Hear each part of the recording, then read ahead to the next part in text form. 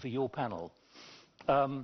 What is your summary of your experiences, particularly after your 21 months at the UN Security Council, where technically there should be leadership, but we haven't seen it? What are the struggles that you have faced, certainly when you've been in the chair? Yes, thank you so much. So many thoughts were going through my head when you were having these opening remarks. But first, let me just thank my guests and also all of you to have still this will to listen all the panels.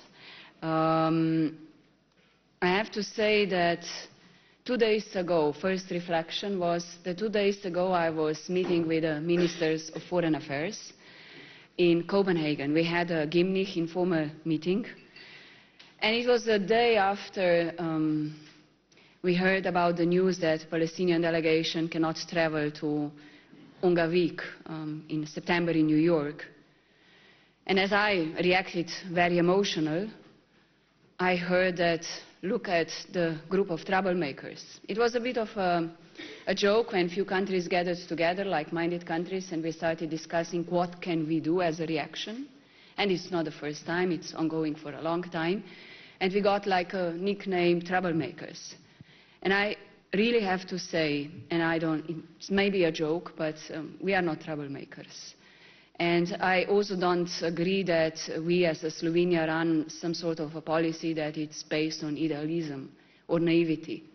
It's very much realistic. I think if everyone would be committed like we try really to commit to our values of respect of international law, democracy, human rights, UN Charter, the world would be much better.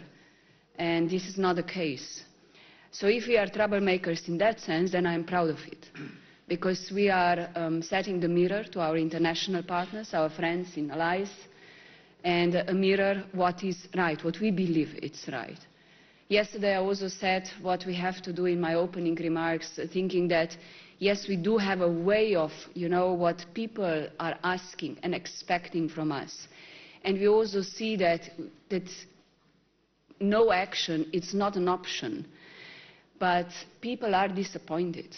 Especially I'm now speaking about, because I have guests from, and very good friends from Arab world, and we speak a lot about how to stop the bloody war in Gaza. And I see that we are, in a way, you asked me about the Security Council experience. When I speak with my partners from around the world, we as Slovenia are not criticized of a country of having double standards. And I'm proud of that, because we really try to address this crisis, wars from Gaza to Sudan to Ukraine, with the same principles and standards. And this is based on multilateralism and international law. For us, as a small country, to be frank, there is no alternative. We might say the old rules don't apply anymore and there are no new there, but we still have not much alternative. So we have to make it work. We have to work with like-minded countries. We are setting up the guidance, and people are actually expecting that from us. But did you feel, or have you felt, that the principles of multilateralism and cooperation have essentially been sucked out or are being sucked away from the system? That's why I come back to what I said a few minutes ago about whether the current cohort of leaders can handle the new realities. I think we have to handle. You see, I learned through my political career that if you fall into pessimism, you cannot really neither convince people on what is right and how you want to move ahead, or if you are too frustrated, it doesn't help. So I decided to move on, to do what is right, to what I believe is right. And often, of course, people require you as a politician what is right, but sometimes it also requires that you have to go against it if it's necessary. But I have my values, and I hope that Slovenia proves that we stand on our values as a foreign policy and a country. But are those values still pronounced and standing alone and standing as beacons? Of course, if you look at the Security Council, we are in the situation that for the last 2 years, and we are sitting now second year in the Security Council, we are deeply polarized. We have 5 permanent countries at the table. One is aggressor in Ukraine, violating international law. We have no chance to adopt a single resolution, not even how to implement it. The last case was the resolution last week, that it was actually the initiative of Slovenia on famine. When the famine in Gaza was officially declared, we put a resolution on the table which was a very simple language to condemn, to help population against starvation, children. You know, it's really human atrocities, genocidal acts, name it, but we have to stop it. And we were not able to adopt a resolution because of one state not voting in favor. And if you look at the history of all these resolutions just dealing on the Middle East, we are paralyzed. But I want still to stay a bit on the optimistic side. We have a group of E10 countries that are coming in, and this group has a much more important role than in the past of the work of the Security Council. Because if this group is harmonized or united, it can be very powerful. And we also proved that in the past, and we will continue doing so. My final thought at the moment, to open it up much more, is when your president, who was sitting there an hour ago, said, "I don't know how to change this." Have you got clear ideas? It's all very well putting principles up in a plenary session addressing an audience, but do you have clear ideas how to revitalize leadership and multilateralism in this current environment where so much is being drawn to the center again, or is shaky and almost like an earthquake is unraveling so much of what we take for granted? I mean, one thing is if you look about the decision-making process, and I don't want to go there, because this is a process of a reform or whatever, or respecting the rules, we know where we stand. It's also about reality today. We have governments as we have, but I think we can rely a lot on our people and our societies. If they, are powerful enough to understand war is wrong, conflict is wrong, starvation is wrong, killing civilians is wrong. I mean, all this, I think we can all unite on that. I don't think that anyone really says it's good enough to kill people. So I think we need strong leaders that are committed to these basic values. And can they come from the current cohort, or do they have to come from a new cohort? I think it has to be a combination of both, because we will not change the world over the night. Simply, we have leaderships as we have to work with them, we have to have dialogue, and in diplomacy, I learned well, you have to always try to find compromises and search for political solutions. The President said very well, and we often speak, we don't want wars, we don't want weapons, we want the words and political dialogue and political solutions. Right, let's move ahead. Let's get an Egyptian view from Badr Abdelatty. What's your view of whether this leadership can be revitalized? Much leadership actually is quite offensive to a lot of people, and therefore you may not want to revitalize it. But what's your view from Cairo? Well, first of all, extremely appreciative to our dear friend Tanya for convening such an important and timely forum here, and we are always commending Slovenia for its leadership. Despite its size, it's a small country, but it's big, of course, in terms of leadership, in terms of siding with the principles of the enshrined in the UN Charter and in the international law. Well, I believe that this topic today is very, very important, very timely and very valid.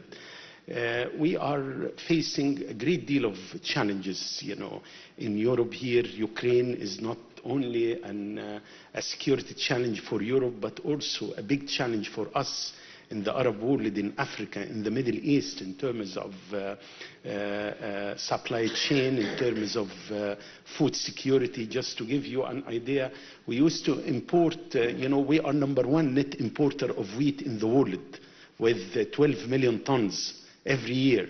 And we used to buy 1 ton by around $270. Now it's exceeding 400 something. It's a big challenge for us and for African countries. The same applied for our neighborhood. You know, maybe it's not secret that my country, this is the first time in our ancient, modern and contemporary history to face such kind of challenges coming from all directions, from the east, from the west, from the south, even from the north. And if leadership needs to be revitalized, how do you believe it's coping? Well, we have 2 points here. Of course, revitalizing leadership, this is very important, but above all, revitalizing multilateralism. And this is extremely, extremely important because now we have different challenges. No single country, regardless its size, can cope with the existing challenges we are facing. So leadership is all about shared responsibility. We have to revitalize multilateralism, and this is not going to happen without specific measures. You asked before about what do we have to do. First of all, of course, we have to reform the Security Council, and we have to reform the Bretton Woods institutions. Without that, we cannot talk about revitalizing multilateralism and leadership. To ignore a continent like Africa or a big civilization like Muslim or Arab civilization from being represented in the Security Council with our, of course, size in reality, this is not acceptable. This is, of course, a main obstacle to revitalizing multilateralism. So we have to reform the Security Council. We must have a better representation as African, as Arab, as Muslims, and of course giving veto rights to only 5 countries. For what? I mean, this is not valid anymore. So either to reform it and to give the newcomers the same right, or of course to remove it from all countries, and to have more democracy. One more issue is Bretton Woods institutions as well. We cannot talk about revitalizing multilateralism without reforming, making more democratic the World Bank and, of course, the IMF and other institutions, because to have more democratic decision-making process and to listen to us, not to impose, and this is a very important issue. Let me conclude by saying one word about we have to be very careful. Public opinion, not only in our region, but in the world now. No more, they are not anymore believing in multilateralism, not believing in international law, not believing in UN and the UN Charter, and this is something extremely dangerous. We have to be careful. Tanya spoke about double standard. No, we are talking now about 100 standards. When it comes to Ukraine, everybody here in the West is talking about occupation. That's good. And we, as Egypt, we voted in favor 5 resolutions by the General Assembly to support that. But when it comes to Gaza, to our region, everybody's shying away, and they are accepting, and this is shameful for the West, for the whole human being, for all world community to accept this genocide in motion, and everybody is keeping silent and without intervening. I assume that the 5 of you believe that multilateralism is withering, and also that leadership is really struggling and it's getting worse. So I take that for granted, but Ayman Safadi, your view from Jordan. Thank you, sir, and allow me again to start by thanking my dear friend Tanya for the opportunity. And Tanya, you're not a troublemaker. You've been a voice for justice, for peace, for international law, and you've demonstrated that very unequivocally over the past 2 years, during which we've been struggling with one of the most shameful crimes in modern history. So thank you not just for hosting us, but thank you for your very principled stand. And sir, I think multilateralism has been crushed along with life in Gaza in the past 2 years. What the Israeli aggression in Gaza did was not just destroy a whole community, destroyed schools, hospitals, destroyed life itself. It also destroyed belief in the credibility of international law. Because the view, not just from our region, but the view from many corners of the world, is that international law is applied selectively in accordance with the balance of power and the identity of the aggressor or the victim. We've seen that day in, day out during the past 2 years, in which all kinds of war crimes have been committed, all tenets of international law have been violated, all human values have been disregarded, and all that happened as we watch our multilateral system unable or unwilling to do what's right and protect the foundation of our multilateral work. There's no multilateralism without international law, without rules. And when those rules are applied selectively, then that multilateral system loses its credibility and loses its ability to function. Because once you do that, once you set a precedent, you cannot walk back from that. And again, to the point that my dear friend Badr made, a colleague of mine yesterday was saying that if Russia applied its position on the Palestinian-Israeli conflict to Ukraine, we will have no conflict in Ukraine. Well, I say, if the whole world, particularly our friends in Europe, applied the position they have towards Ukraine to the aggression, not just on Gaza, but on the right of the Palestinian people to exist, we would have had peace in the region decades ago. So this is where we are now. Question, we all believe in multilateralism. We believe it's the only glue that keeps in theory, or can it be upheld in practice? In reality, the multilateral system over decades since the New World Order has emerged after the Second World War has been able to do a lot of good work. The challenge is that we need to reform multilateral organizations. When the UN, the biggest manifestation of multilateralism, fails to implement its own charter, allows a member country to violate its charter, allows a member country to commit genocide, to commit starvation, then there's a big question mark about the effectiveness of that international law. And that begs the question to all of us, what kind of world do we want to live in? If we allow one country to be above the law, then who's going to be the next country that's going to violate the law, and who's going to be the next small country that's going to be victimized I by said power? this right at the beginning. Do you have one proposal which you'd like the Slovenian president? She's looking for ideas. Yeah, I mean, do you have an idea you can put on the agenda One today? proposal, I mean, let's all face reality. Let's stop double standards. Let's stand where we should be in terms of having one unified set of orders. Again, I have to be quite honest with you. Tanya spoke about a resolution about famine in Gaza.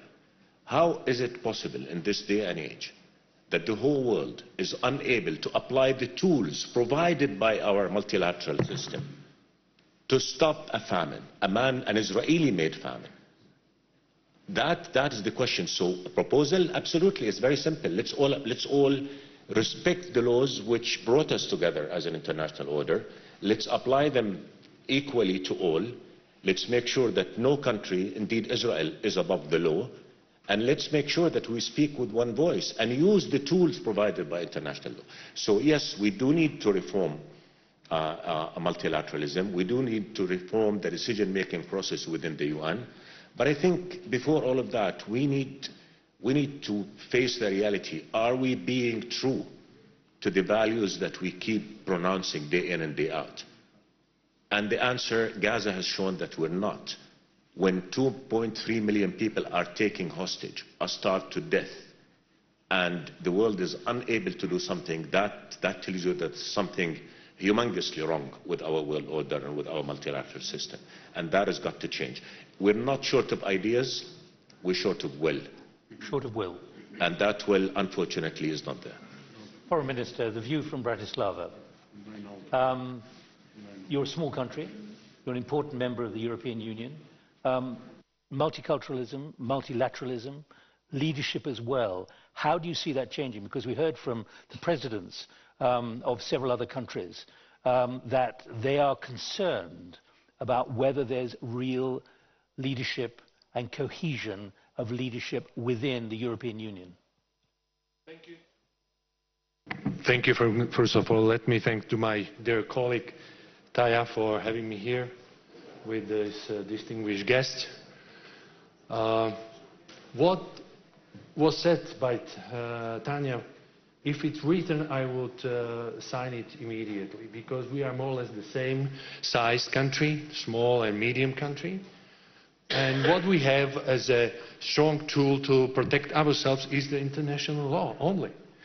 And the picture from the Gaza, what was said by my colleague from Jordan, it's very clear. What we are right now witnessing is just a double standard. And we were discussing a lot in Copenhagen a couple of days before.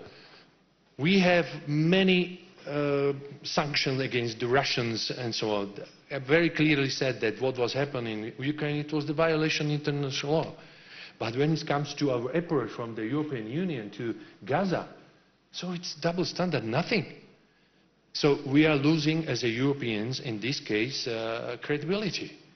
So I do believe in multilateralism, but what we are witnessing is right now is just erosion of international law, erosion of humanitarian law. And also what we are witnessing right now, that the world is changing. After bipolar world collapse, we used to have only one voice, and now it's changing. Look at China, look at what is going on in Shanghai today. But we have to come to any agreement and to reform UN Security Council and the Pact for Future. There are many commitments how to do it, and to take into the consideration global south countries, as was said previously, because without this idea we cannot proceed anyhow in multilateralism. This is very, very important for Slovak Republic. That's why, as Slovenia, we are trying to be a non-permanent member of the UN Security Council for a period of 2028-29, and try to contribute into this reform, because this is very necessary to do it. Do you think there's a level of hypocrisy, dare I say, leaders who want to stand by international, the rules-based order and the current Bretton Woods system, etc., etc., etc., but are finding it really difficult to do? I repeat what the President said. It's snowballing and it's going too fast in the wrong direction. Leaders should be able to lead, not sort of say, we've got a problem, but we don't know what to do about it. So hypocrisy is here, definitely, as a part of double standard. So leadership is needed anyway, but first of all, we have to have a respect, not only for humanitarian law, for international, but we have to respect to every country which decide to have their own path for development and so on. This respect is collapsed as well, because only P5 are just responsible for UN Charter and for humanitarian law and also international law. But it doesn't work. We can see that it doesn't work. Many resolutions when it comes to Gaza, nothing has happened. Who cares? Many resolutions when it comes to Ukraine, nothing happened. So this is very important that we have to come to adherence of international and humanitarian law, of course. And if we are talking about the leadership is not just one person or one country. Every responsibility is on every country. Of course, P5 is one of them. But we have to take, as I said, into the consideration also global south country. That's very important. When we finish in 35 minutes, I hope we'll have some positive ideas as well. So let's not get too gloomy. I'd also like to say that in the next 35 minutes, I'd like to get any ideas with new ideas coming from any of you in the room. There are 2 microphones around. If you can get the microphone to you soon, then I know where you are, and also we can save a bit of time. So bear that in mind. Archbishop, I'm not taking your time away from you. But you deal in the Holy See in the Vatican with other states. You actually, if you like, are overseeing multilateralism in a different way. With the new Pope, with Pope Leo, has anything changed which we need to know about what he's doing to try and reinforce movement towards reassertion of multilateralism and better leadership? Well, thank you very much, and thanks to Slovenia for continuing this excellent initiative of the Bled Forum. The question is obviously to some extent hypothetical, because we're in the first months of this pontificate. But the world is moving very fast. The world is moving very fast. But I think that if we reflect on the work that was done by Pope Francis over the last 12 years, we can see that he managed to obtain a great deal, not just of popularity, but of attention, even of consensus around many of the things that he said and that he taught. And undoubtedly, Pope Leo is going to continue that. The first words he said when he was elected on the balcony of St. Peter's Basilica was, "Peace be with you." So he was trying to articulate something which he perceived and which he continues to perceive, and even the choice of his name, Leo XIV, remembering the Pope of the end of the 19th century, Leo XIII, who faced up, the first Bishop of Rome to face up to the fact that the world was changing very rapidly in the Industrial Revolution, in the emergence of social movements and labour, etc. So I think that he's making a commitment there to do his best.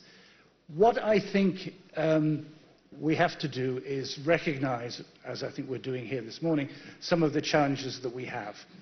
There is no consensus at hardly any level of political life today in the world, beginning with the UN. We have to build that consensus. We also have to recognise that if we're going to do that, we're going to have to really think outside the box, have some new ideas. And we're going to have to face up to the fact that most of our young people today are disappointed with democracy, and they're disillusioned with the political class, and they have a tendency to demonise political institutions. We're not living in a moment where institutions are particularly respected, so we've got to work on those. I think that we've got to do it at every level. The problems are not just at the UN or national level. I personally believe that the majority of our political leaders are capable of turning things around, are capable of doing something to correct this thing. But we have to start at the bottom. We have to start of building a political consensus at local level, good local government, good regional government, good national government, and then you'll be able to build onto something internationally. When I started this job 11 years ago, I went to a ministerial of the OSCE, and I was profoundly shocked, because there you had already the beginning of the great conflict between Russia and Ukraine. And the two delegations, led by their foreign ministers, were making their speeches, but they were not talking to each other, they were talking across each other. There was no dialogue, and that we have to face up. And that is, I think, the crisis of most of our institutions. The UN, I think, could be taken in hand. There is a growing desire of the majority of the nations to reform the Council and do that. It's got to be possible, and I think it will come about very quickly. Do you think leaders understand the level of fragmentation and lack of credibility that there is now in so many institutions, including national governments, as we're seeing with populism rising in many electoral processes? Oh yes, I think they do. I think that most leaders recognise that democracy is in crisis because it cannot deliver the two basic things that people need in political life and even human life, which is prosperity and security. If you can deliver those two things, you'll be in power for a very long time. Right. Has anyone got the microphone yet? Please, stand up and would you introduce yourself? Yeah, thank you so much. My name is Jonas Gretz. I'm from the Swiss Ministry of Foreign Affairs. And I wanted to pose a question to His Excellency Foreign Minister of Egypt, Mr. Abdelatty, because you talked about the reform of multilateralism. And last year we wrote a report for the Swiss government on the BRICS countries, and now you are a member of this group, which has two P5 countries. And I wanted to ask you whether you will come up, or whether you see this group as a vehicle also to push for the reform of the UN Security Council, because of course we all agree that it should be more democratic, more representative of the world, but there have been reform proposals for decades around and talks about this. And the BRICS countries mentions Security Council reform in their communiques, but it's, as we saw it, it wasn't too concrete. So maybe you can outline a bit your approach to this group. Are you suggesting it's more token than concrete? Well, it has been, several proposals from the African group and another group, and so I just wanted to know whether there are discussions going on and how you see these progressing. All right, has anyone else got a question? I'll come to you in a moment. I just need to know you've got a microphone. Come in quickly on this particular, quite a technical point, but a very important point. Well, very, very quickly. First of all, we have to understand two things when it comes to BRICS and our membership to BRICS. First of all, we perceive the BRICS as mainly and only an economic group. It meant to just accelerate and deepening trade and investment relationship among the group of the BRICS. Secondly, we are completely against polarization. That should be very clear from the beginning. As for, BRICS and the reform of the Security Council, there is no specific position, but as you correctly mentioned, it's a bit more generic about the need of reform of Security Council. As for us, we are 100% abiding by the Africa unified position, the Azzolini consensus. This is the most important one. This is the only consensus we are abiding by, that Africa should have 4 seats, 2 permanent seats with all powers like the other P5, and another 2 non-permanent, and this is important. This is the guiding lines for us, and we believe that we cannot reform multilateralism without taking into consideration the voice of the global south and specifically Africa. Let me go to Tanya, because it's so easy to talk about reform. It's like peace in Ukraine. You can say reform. Do you believe it's achievable, having sat among the other 14? Just to be understood correct, Slovenia fully stands that the reform is needed. We have our positions, and as much as I agree also with my dear friend Balder that we cannot have 80% of the agenda on Africa without Africa. For example, also our Eastern group would prefer to see 2 seats instead of 1, and it goes like that. But the real issue behind this, we need a consensus also between P5. So is that realistic? We have to move on. And your answer to your question? I want to be optimistic, or cautiously optimistic. No, we are aware that we have to change the rules. We are aware that we have to make a reform and also revitalize, as you said, multilateralism to make it more effective and up to date. Whether if it's realistic nowadays, I have to say I'm worried to see the dynamic in the Security Council in the documents, where in the documents are disappearing the basics of democracy, women, peace, security agenda, rule of law. We are living in times where I would say it's in a way a vicious circle. In a diplomacy we need more honesty. You know what I mean? Because we don't really point out who is really guilty for the things, and we walk around and people are seeing that. So I know that diplomacy is a lot about away from the eyes, but it lacks a dishonesty or honesty, not dishonesty, honesty. So how to bring more truth in that people would understand, and how I fully agree what you said, that we need to maybe make new commitment or push our leaders to let's recommit to international law and the basics, what this institution was built on 80 years ago. It's a good moment to do so. Are we willing to do so? I remember I said once in the Security Council, if everyone would speak the same rules of the United Nations and be committed as a leader of the country, we would have no wars. Simple as that.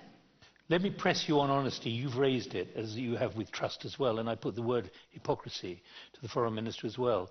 Do you believe there's a draining of honesty then when it comes to support for multilateralism and the reality, the realpolitik of each country and its position, whether it be on the Security Council or more broadly in many institutions? I see it very simple. If you see that leadership is really doing wrong, you know, like we speak about violations of international law, humanitarian law, then we have to act. Inaction is for me not an option. And we see a lot of inaction from many leaderships. Can I and please allow me just to bring the conversation back to reality, to avoid speaking in sort of theoretical terms. I've been trying to make it practical. Yeah, and again, you can measure the effectiveness of global leadership only against a common objective, which we should all agree on. That common objective is articulated in the sets of international laws that we have. I don't think any of us has a problem with the UN Charter. I don't think any of us has a problem with international humanitarian law. But if it can't be upheld, then it is a problem. The problem is with the willingness or lack of it to apply it, and this willingness being a subject of power politics. That is the reality that we have here. And you can only measure leadership in terms of its ability to impact the global scene. A lot of small countries in the world where leadership is doing great. They're taking care of their country, maintaining its stability, producing growth, respecting their people.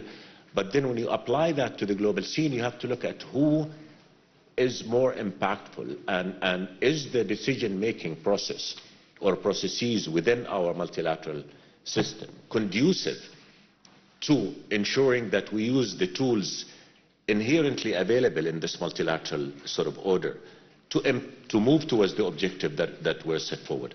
And that, the question is absolutely no, the answer to that question. And again, you spoke of decency, you spoke of hypocrisy, and I think one of our colleagues said democracy is facing a problem. Our humanity is facing a challenge. I'll ask a question. Does anybody in this room know how many Palestinians were killed by Israel in Gaza yesterday, in the last 24 hours? Does anybody know how many Palestinians were killed by Israel as they were trying to get aid? Does anybody know how many Palestinians died yesterday because they did not have food in Gaza? No. You know why? 98 Palestinians were killed by Israel in Gaza in the last 48 hours. 43 Palestinians were killed in Gaza yesterday as they were seeking aid. 9 Palestinians died from starvation in Gaza yesterday. What has happened is that our international system has normalized the killing of innocent people, the starvation of innocent people, to the extent that the killing of almost 150 people in 24 hours doesn't cause noise anywhere. This is the problem. This is the reality with which we're facing. Because if 124 people were killed in any other country, the whole world would have stood up and said something's wrong there. So that's what I'm trying to say. In a nutshell, I think the problem is not with the sets of international laws that we have. It's not with the values that our multilateral system has embraced over the years. It is with the hypocrisy in applying the international law. It is with allowing politics to trump human decency and human values. And it is to allow countries that have power to, pretty much as is the case with Israel and the Palestinians, to do everything in violation of international law and face no consequences. You can only change an action by having that action having consequences. When you go violate international law bluntly and there's no reaction, there's no consequences to what you're doing, nobody's going to stop you. So why is Israel killing more Palestinians? Why is Israel denying the whole region peace? Because it simply can, and the world has been inactive. Archbishop, I'm going to give you notice of this, that there could be a message from the Bled Strategic Forum which you take back to the Holy See, is how can the Holy See help convene something, a gathering, which to save the international system? I'm giving you warning. But just to add to your portfolio of things to do, who's got the microphone? Oh, we can't see you. You're standing under a balcony. Hi, Nick. Good morning, everyone. Ivana Dragicevic, Europe's Futures Fellow at IWM Vienna and founder of Europe Futures Center. I have a question for Mr. Gallagher. I'll stand here in the light. I agree completely with you that, especially talking on Bled, which has a strong youth component, that youth of the world concerning also demography and how it spills over to democracy is very important. So I have a question for you. What's the stance of Holy See, or you personally, about the manipulation with Christianity by far right in Europe, Trump and Putin regimes? Thank you. This comes down to credibility and honesty and respect. And can I check, does anyone else have the microphone? Please, get the microphone to you, please. Well, I think that the Holy See has been quite consistent in criticizing any manipulation of religious values or religious systems, religious teachings, in the way that you are saying. If I've understood your question correctly, the tendency to vilify certain aspects of, shall we say, Western style of life, Western civilization, by right-wing groups or by other religious groups in other parts of the world. This is, I think, to be challenged, and we, I think, at the Holy See do challenge it. At the same time, we're also challenging the other side. We're also saying that if you're talking about the decadence of the West justifying a war in Ukraine, then the West has to say, well, are there elements in our way of living today which need to also to be challenged and to be examined and to be thing. I personally believe there is, we have to be a little bit more sensitive about the fact that we live in a much more complex world, where to assume that everything that is presented, shall we say, in the liberal West is universally applicable and universally to be accepted and embraced. I think we have to be aware that different cultures, different traditions, I think, are challenging that and will challenging that, and that perhaps we expose ourselves to criticism if we don't engage in some also examination of our own situation and our own way of life. Thank you. Please, who's got? There are two microphones here, I think. Is there a lady behind? Yeah. You've got the microphone. Have you got the microphone? I think I have. Go ahead. Yes, so I'm Vlora Nushi. I represent UN Women Office in Kosovo and my organization, of course. I'm very honored to be here, and actually I wanted to thank Minister Fajon for mentioning women, peace and security. We have been discussing a lot about leadership and multilateralism, but I really don't see how to say the gender perspective in this conversation, because currently we have 110 armed conflicts in the world with only 12 women leading countries. And I was wondering, you as leaders, do you have these moments of self-reflection in the leadership, in multilateralism and in conflict, and how do you see engaging more women in all of these processes and conversations that you're talking about? Because in all of these 110 conflicts, are mainly men leading, and in all the initiatives or so-called initiatives for peace processes, again, we see only men leading, but women are suffering the most. You already mentioned Palestine. I covered Syria for some time, so I think there is a moment also now to rethink about the leadership in multilateralism beyond the reform in Security Council. Thank you. You did mention it in your speech yesterday very explicitly, so it has been covered already, but we'll pick it up. Minister. Good question. Thank you. We have 5 men up here, only one woman. Good question. So we acknowledge that. When it comes to gender balance and so in the leadership, my experience is that the women are really more gentle and are really thinking complex how to deal with the situation rather than the men used to do. So I would really support those who want to be as a leader, as a woman, so that could contribute. But I was asked about hypocrisy. And you remind me, because you are talking about the Kosovo. Slovakia, okay, I know, but you remind me with Kosovo.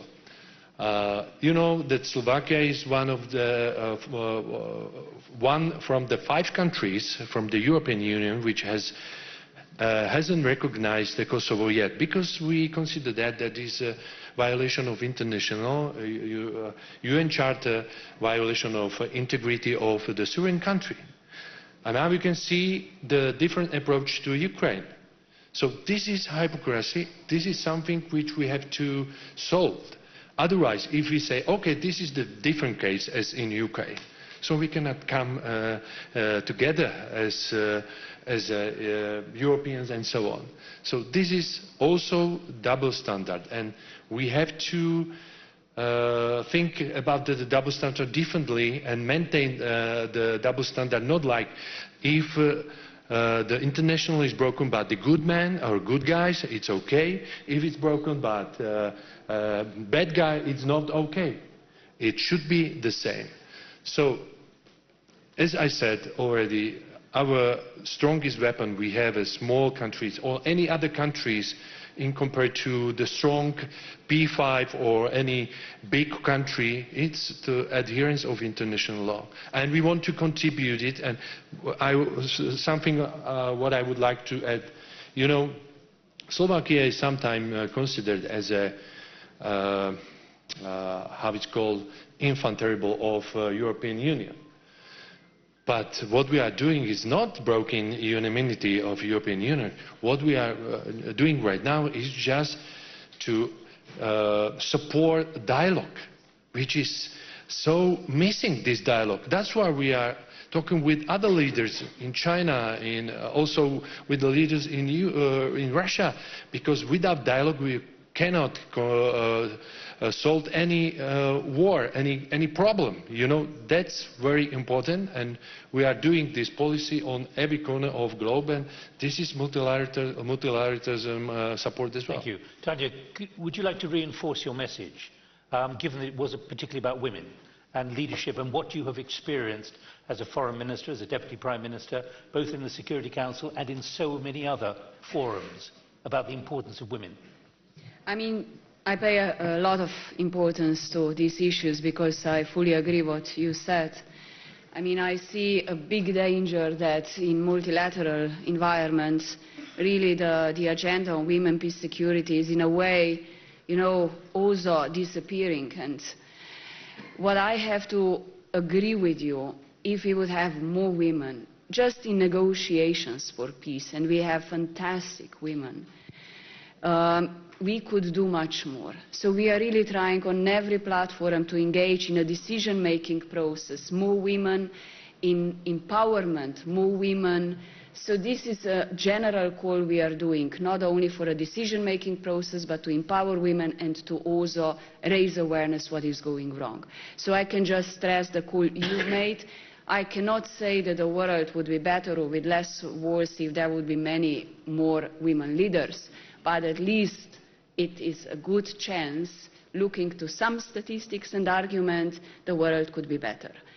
And it was interesting when I was listening to you right now, and I recalled our debates in the EU, to see, you can see so many different views we have.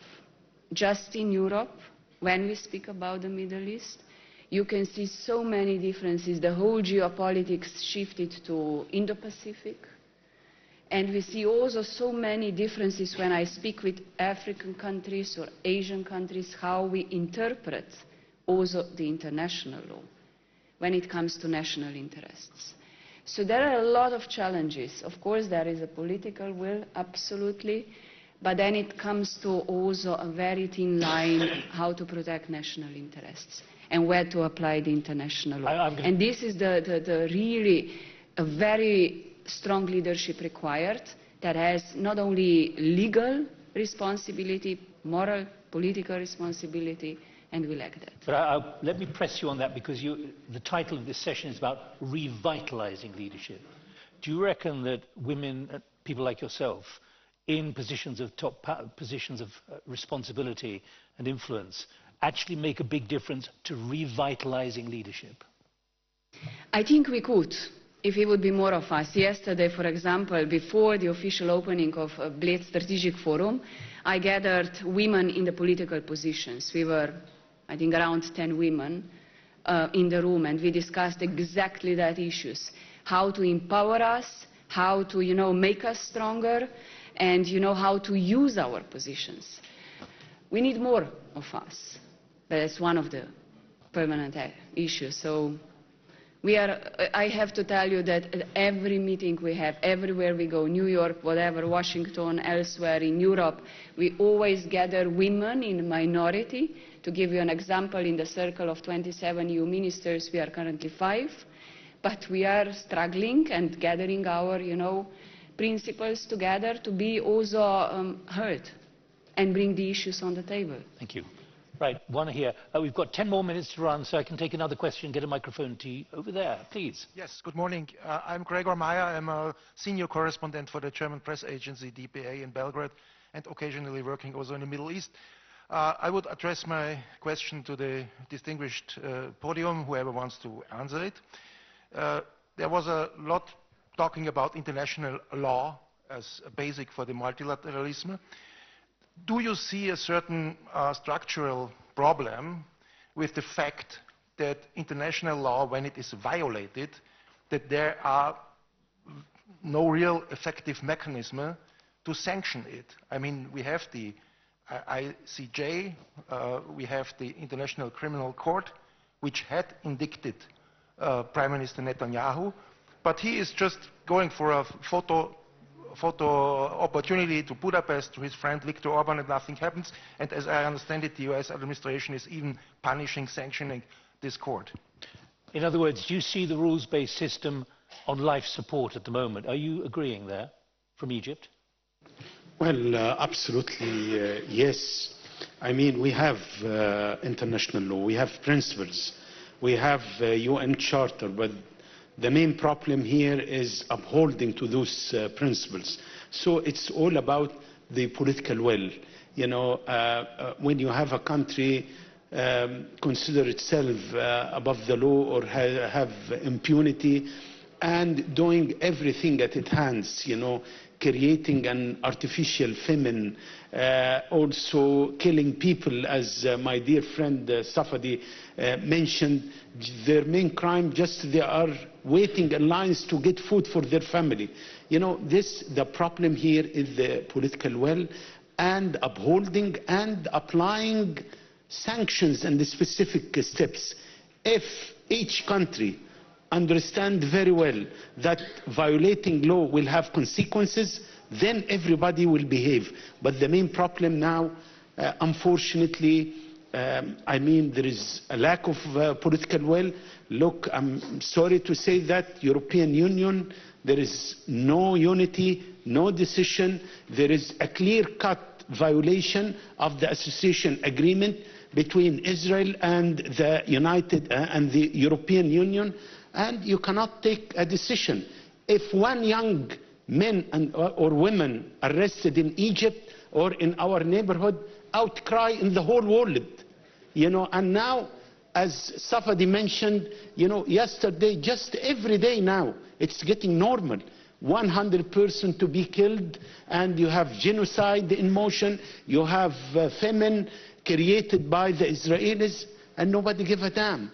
We have 6,000 trucks waiting on the Egyptian side of the border of the crossing, and they cannot move, simply because Israel is closing 5 crossings, connecting them with Gaza, and they have responsibility as occupying power to allow the flow of this. Let me press you on this. Do you see this as an indication to the rules-based system and to the governments that they can get away with things which they couldn't have got away with 2 or 3 years ago? In other words, they can defy it and they can obstruct it and literally set it aside. Yes, absolutely, yes. And the lack of course, of responsibility, the lack of paying a price for your illegal acts, will encourage you to do more and more and more, of course. This is the main dilemma, this is the main problem. If the Israelis are paying a price for their practices, of course they will stop it. Archbishop, do you see this as the rules-based system not just under threat, but the lifeblood being sucked out of it relentlessly? Yes, I do. I certainly believe that the rules-based system is on life support, as you said. I think in fact, we have to accept that people only adhere to things and persevere in things if they see advantage there.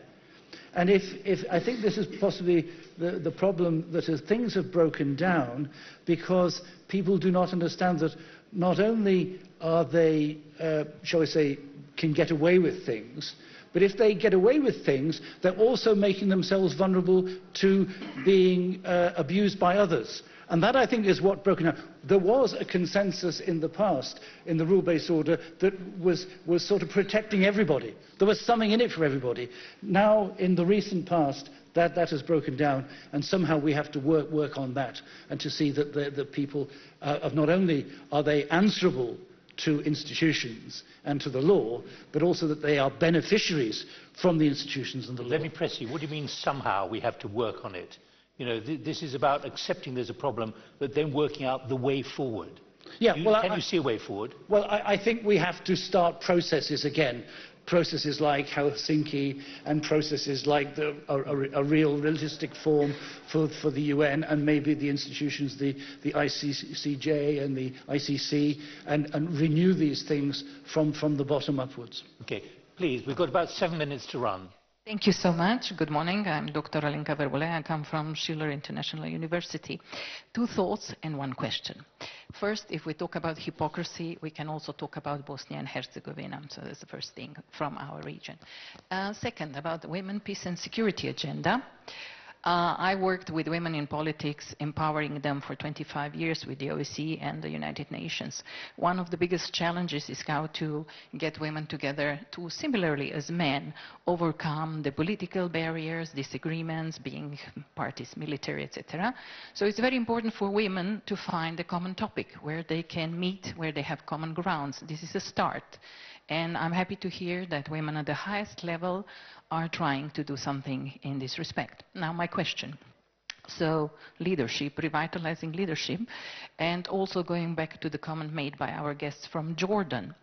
He said that, he asked us how many people died in Gaza, etc. I also see a problem with media. Media are very biased in reporting about Ukraine, about Gaza, about other conflicts. Information is not only biased, but is also But keep it to leadership, can you, not the media? Yes. No, but what I'm trying to say is, now, focusing on the leadership, I would like to ask our guests from Egypt and Jordan, what is their leadership doing? Because we know very little about this, or there's little information about that. And also, how do they see in the aspect of the whole discussion, how do they see also women participating in the processes of addressing the issues? I think we partly answered that, but let me come, Mr. Safadi. And sorry, also maybe a little bit about the Palestinian authorities. We've only got 4 minutes left, so be understanding that there's a limit to what we can talk about. Thank you so much. Look, I mean, what we're doing in Jordan is what we've been doing for decades, working for a just and lasting peace that will ensure peace, security, stability in the region for all peoples of the region. So it's not because of what we have not been doing, and Egypt has been doing the same. It's because we don't have a partner for peace in the Israeli government right now. In the middle of the crisis, we remain committed to international law, despite its violation by Israel. I'll give you an example. Every resolution about Ukraine at the UN, we voted for it, even though the Ukraine abstained on voting on every resolution on Palestine. Why? Because we stand on principle. We have an occupation next door. So we're doing that. We're doing a lot to everything in our ability to help save Palestinians from starvation. We have been sending I have aid. no flexibility in time, so I'll be very quick. 1 minute. Because you asked a direct question, I have to answer that if I may. Do it in 30 seconds. I cannot do it in 30 seconds. Give me a minute, because I'm please. under really strict instructions. I need to answer the question. So we're doing everything. We're getting aid. We're working to establish peace. We're working to stop the aggression. And it's not because of what we're not doing. It's because of what Israel is doing that we're not being able to get there. Let me go to Cairo. Let me just get a quick... And Tanya, if I can come to you at the end, just to summarize whether we've done anything about revitalizing leadership. Well, of course, as you correctly mentioned, it's important to work more and more with regard to revitalizing leadership and multilateralism. Of course, what we are doing in Egypt, I mean, like what my dear friend Ayman mentioned, we are doing everything in our hand. You know, we have provided more than 70% of the aid entered into Gaza since October 7, 23 till now. We are doing everything possible in order to stop this genocide. And we are abiding by our commitments according to the peace treaty, of course, in order not to escalate in the whole region. I mean, women is playing very, very important role in our society. In the front, in Rafah, we have 31,000 young women are working very hard on the ground with the Red Crescent in order to cook, to provide food for starving people there, for assisting, of course, wounded people and injured people. We are doing everything in our hand, but again, it takes two to tango. We need partners, and unfortunately, I can say it, of course, completely clear that, as Ayman mentioned, we don't have an Israeli partner for peace. I'm going to stop at that point. We reached an agreement. We reached a deal for a pause, for a ceasefire for 60 days, and the release of 10 hostages alive and 18 bodies, and to allow the humanitarian aid to flow to Gaza. We agreed on that, and it was based on American proposal. And unfortunately, we don't have even an answer from the Israeli side. Thank you. Let me leave it there. Tanya, can I come to you? A reminder that we've been talking for the last hour about revitalizing leadership and multilateralism in an era of conflict and fragmentation. Have we advanced the discussion for you? I always come back to the question, what does it prevail, the power of the rules or the rules of the power? And I believe that we are living in an era that rules of the power are clearly prevailing. And now the question is whether we are willing to go against it. And I think this is a very important question for all of us. I mean, can we offer our power for the era of transactional relations, or multipolar system? I will repeat what I said at the beginning. For countries as Slovenia, and also Jordan and the others, as you heard, there is no alternative to international law and the UN Charter. We have to make it work, we have to revitalize it, and we have to make leadership stronger. I don't have a better answer, but I do have hopes that we will come back to those, core values that we are committed to. And we've given the